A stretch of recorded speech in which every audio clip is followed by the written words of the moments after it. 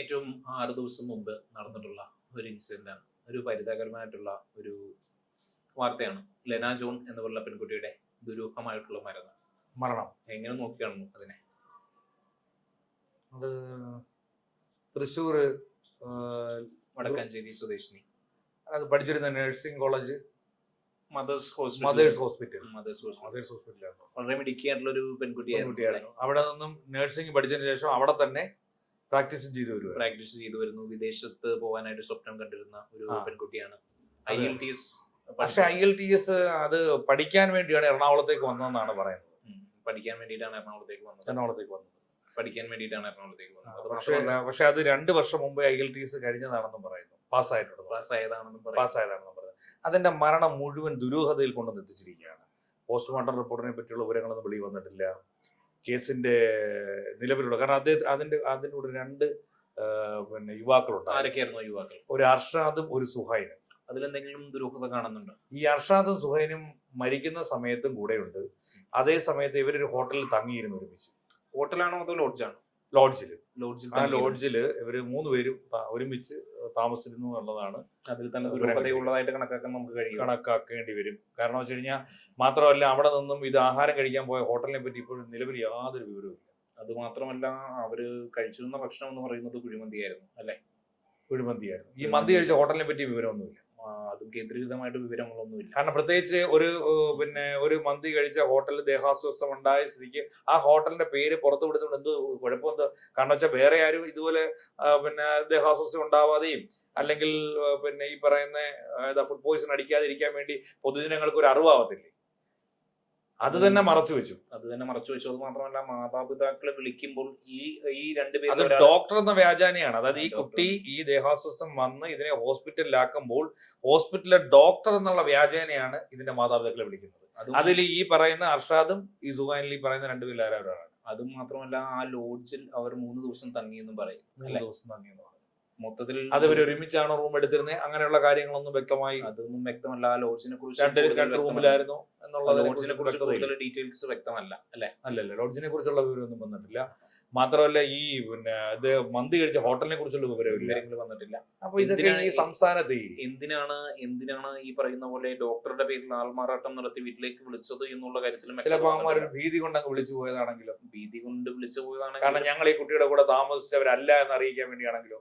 അങ്ങനെ അത് എന്ത് വന്നു കഴിഞ്ഞാലും അത് പുറത്തു വരുമല്ലോ. ഇപ്പൊ അത് പുറത്തു വന്നല്ലോ. അല്ല, അത് ഇതുവരെ എന്തുവരെ വ്യക്തമായ കാര്യങ്ങളൊന്നും 40 ദിവസം 6 കഴിഞ്ഞില്ലേ? ഇതുവരെ ഒന്നും തന്നെ പുറത്തു വന്നിട്ടില്ല. മരിച്ചു, അത് ആഹാരം കഴിച്ചു. പക്ഷെ ഞാൻ ചോദിക്കുന്നതല്ല, ഇത് തൃശ്ശൂരിൽ നിന്ന് ഇവിടെ വന്നത് IELTS പഠിക്കാനെന്നുള്ള വ്യാജേനയാണ് വന്നത്. പിന്നെ അത് പിതാവിനോട് പറഞ്ഞത് നഴ്സിംഗിന്റെ സർട്ടിഫിക്കറ്റ് മേടിക്കാൻ പോവാണെന്ന് പറഞ്ഞു. എറണാകുളത്തേക്ക് കള്ളം പറഞ്ഞുകൊണ്ട് യുവന്മാരാന്ന് തോന്നുന്നു പറഞ്ഞേക്കുന്നത് IELTS കണ്ട് പഠിക്കാൻ വേണ്ടി ഇവിടെ വന്നതാണെന്നോ. എന്നാലും ഇവരെ കുറിച്ചൊന്നും വ്യക്തമായ വിവരങ്ങളൊന്നും ഇല്ല. ഇപ്പൊ വ്യക്തത വിവരങ്ങളൊന്നും തന്നെ ഇതുവരെ വന്നിട്ടില്ല, നിലവിൽ പുറത്തു വന്നിട്ടില്ല. ഇതിൽ മറ്റേതെങ്കിലും തലത്തിൽ ദുരൂഹതയുണ്ട് എന്ന് കരുതുന്നുണ്ടോ? നമ്മള് സമകാലിക വിഷയങ്ങളുമായിട്ട് ബന്ധപ്പെട്ട് ഞാൻ ചോദിക്കുന്ന അർജുനെ സംബന്ധിച്ചുള്ള ലവ് ജിഹാദിനെ കുറിച്ച് വല്ല അറിവുണ്ടോ?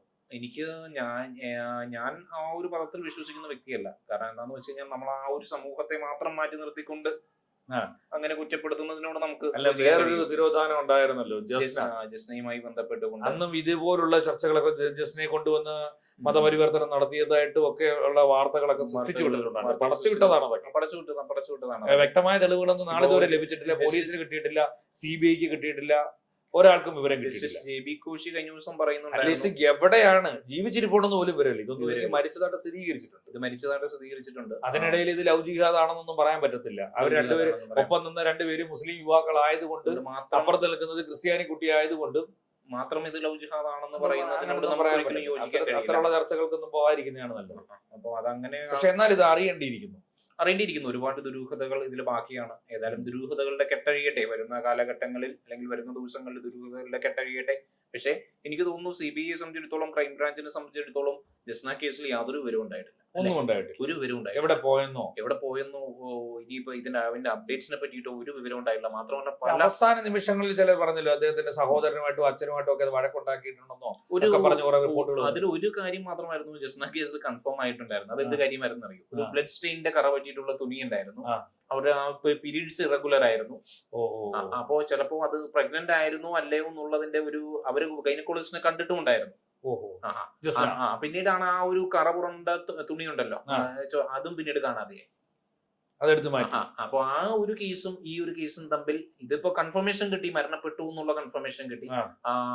പക്ഷേ ആ ഒരു കേസും ഈ ഒരു കേസും തമ്മിൽ നമ്മൾ റിലേറ്റ് ചെയ്യുമ്പോൾ പലതിലും ദുരൂഹതകൾ ഉണ്ട്. ഇതും ജസ്റ്റിസ് കെ ബി കോശിയുമായി ബന്ധപ്പെട്ടുകൊണ്ട് അദ്ദേഹം തുറന്നു പറഞ്ഞില്ലേ കഴിഞ്ഞ ദിവസം? ഒരുപാട് കാര്യങ്ങൾ അദ്ദേഹം തുറന്നു പറഞ്ഞില്ലേ? ഇപ്പൊ ലവ് ജിഹാദ് ഇല്ല എന്ന് എന്താണ് അദ്ദേഹം തുറന്നു പറഞ്ഞത്? അദ്ദേഹം തുറന്നു പറഞ്ഞത് ഇതുമായിട്ട് ബന്ധപ്പെട്ടുകൊണ്ട് ഒരു പദപ്രയോഗം നടത്തുന്നതിനോട് എനിക്ക് താല്പര്യമില്ല, പക്ഷെ ഒരുപാട് തരത്തിലുള്ള കേസുകൾ ഉണ്ടെന്ന് അദ്ദേഹം തുറന്നു പറഞ്ഞിട്ടുണ്ട്. അങ്ങനെ ഒരു പദപ്രയോഗം അദ്ദേഹം നടത്തിയിട്ടില്ലേ? ഞാൻ ശ്രദ്ധിച്ചില്ല. അദ്ദേഹം അങ്ങനെ തരത്തിലുള്ള പല പദപ്രയോഗങ്ങളും നടത്തിയിട്ടുണ്ട്. കഴിഞ്ഞ ദിവസം KT കോശി അല്ലെ, ജെ ബി കോശി അദ്ദേഹം അത് തരത്തിലുള്ള പദപ്രയോഗങ്ങൾ നടത്തിയിട്ടുണ്ട്. എന്തെന്നാലും നമ്മളൊരു സമൂഹത്തെ താറടിച്ച് കാണിക്കുന്നത് ഒരു സംഭവം ഉണ്ടായി 6 ദിവസങ്ങൾക്ക് ശേഷം അങ്ങനെ വ്യക്തമായ ഒരു വിവരം കൊടുക്കാൻ പോലീസിനും കഴിഞ്ഞില്ലേ? പോലീസിനും കഴിഞ്ഞിട്ടില്ല. ആഭ്യന്തര വകുപ്പിന്റെ കാര്യമാണല്ലോ, നമ്മൾ പറയേണ്ടതില്ലല്ലോ. ശരിയാ. മറ്റേ കുണ്ടറയിലെ SI മർദ്ദിച്ചിട്ട് പോലും നാളിതുവരെ ആയിട്ട് സസ്പെൻഷനോ ഒരു നടപടി എടുക്കാൻ കഴിഞ്ഞില്ല. പിന്നെ ആഭ്യന്തര വകുപ്പ് കാര്യത്തിലൊക്കെ വീക്കാണ്. അപ്പൊ ഈ കുട്ടിയുടെ മരണവുമായി ബന്ധപ്പെട്ടുള്ള ദുരൂഹത നിലനിൽക്കുകയാണ്, ഇപ്പോഴും നിലനിൽക്കുകയാണ്. ഇനിയിപ്പോ വരുന്ന ദിവസങ്ങളിൽ കൂടുതൽ വെളിപ്പെടുത്തലുകൾ പുറത്തു വരട്ടെ, ദുരൂഹതകൾ അഴിഞ്ഞു മാറട്ടെ. എന്ത് തരം വെളിപ്പെടുത്തലായിരിക്കും അത് നമുക്ക് കാത്തിട്ടും കാണാം. അത് നമ്മൾ ഈ പറയുന്ന പോലെ സസ്പെൻസ് പൊളിക്കുന്നത് ഒരിക്കലും സസ്പെൻസ് പൊളിക്കുക പറഞ്ഞപ്പോ സസ്പെൻസ് ഉണ്ടോ? അത് നമ്മൾ ഈ കേസ് കണ്ടിട്ട് നമുക്ക് അതുപോലെയല്ലേ തോന്നുന്നത്? ഓരോ നാൾ വഴികൾ കണ്ടിട്ട് നമുക്ക് അതുപോലെയല്ലേ തോന്നുന്നത്? ഈ 2 ചെറുപ്പക്കാർ എന്തിനാണ് ഈ പെൺകുട്ടിയോടൊപ്പം കൂടിയത്? അത് ഞാൻ പറയേണ്ടതില്ലല്ലോ. ഇതിപ്പോ സ്വാഭാവികമായിട്ട് 2 ചെറുപ്പക്കാരും ആ പെൺകുട്ടിയോടൊപ്പം കൂടി, അത് ബലപ്രയോഗം കൂടിയതും അല്ലല്ലോ. അല്ല, ആ കുട്ടികൾക്ക് ഒരുമിച്ച് താമസിക്കുന്നു. അവിടെ എന്തെങ്കിലും ഒരു ഒബ്ജക്ഷൻ ഉണ്ടായിരുന്നെങ്കിൽ ആ ഹോട്ടലിൽ തന്നെ അതിന് റിപ്പോർട്ട് ചെയ്യപ്പെടാമായിരുന്നു. അതിനോടൊപ്പം പക്ഷെ ഈ ഹോട്ടലിൽ വെച്ചതിന് എങ്ങനെയാണ് ഈ മറ്റാർക്കെങ്കിലും അന്ന് അനുഭവപ്പെട്ടിട്ടുണ്ടോ? ആ ഹോട്ടലിൽ വന്ന മറ്റാർക്കെങ്കിലും? ഹോട്ടലിൽ ഈ പറയുന്ന പോലെ ആ ഹോട്ടൽ ഏതാണെന്നുള്ളതിന്റെ വ്യക്തമായിട്ടുള്ള ഒരു തെളിവ് നമുക്ക് ലഭിച്ചു. അല്ല, എന്നാലും ഞാൻ പറയുന്നതല്ല, അന്നത്തെ ദിവസം ആ ഹോട്ടലിൽ നിന്ന് ആഹാരം കഴിച്ചാണ് ആ കുട്ടി ദേഹാസ്വസ്ഥം ഉണ്ടാകും, മരണപ്പെടുകയും ചെയ്യുന്നു പറയുന്നത്. അല്ല, ആ ഹോട്ടലിൽ അങ്ങനെയാണെങ്കിൽ ആഹാരം കഴിച്ച പലരും ഉണ്ടാവുമല്ലോ. അല്ല, ആ ഹോട്ടൽ ഏതാണെന്നുള്ള ഇൻഫർമേഷൻ നമുക്ക് കിട്ടിയിട്ടില്ലല്ലോ. ഹോട്ടൽ ഏതാണെന്നുള്ള ഇൻഫർമേഷൻ ഒരു മാധ്യമങ്ങളിലും വന്നിട്ടില്ല. അപ്പോൾ ഇതിന്റെ ദുരൂഹതകൾ ഈ ഹോട്ടലിനെ കുറിച്ചുള്ളതും അതോടൊപ്പം തന്നെ ഈ ലോഡ്ജിനെ കുറിച്ചുള്ളതും ഈ സുഹൃത്തുക്കൾ ഈ പറയുന്ന ഈ കുട്ടി എന്തിന് കള്ളം പറഞ്ഞുകൊണ്ട് അച്ഛനോട് കള്ളം പറഞ്ഞു എന്തുകൊണ്ട് എറണാകുളത്ത് വീട്ടിൽ നിന്ന് പോയി എന്നുള്ളതും എല്ലാം വരുന്ന ദിവസങ്ങളിൽ തെളിയട്ടെ എന്ന് നമുക്ക് തീർച്ചയായിട്ടും ഇതിന്റെ ദുരൂഹത പുറത്തു കൊണ്ടുവരാനുള്ള ഒരു സാഹചര്യം കേരള പോലീസിന് ഉണ്ടാവട്ടെ.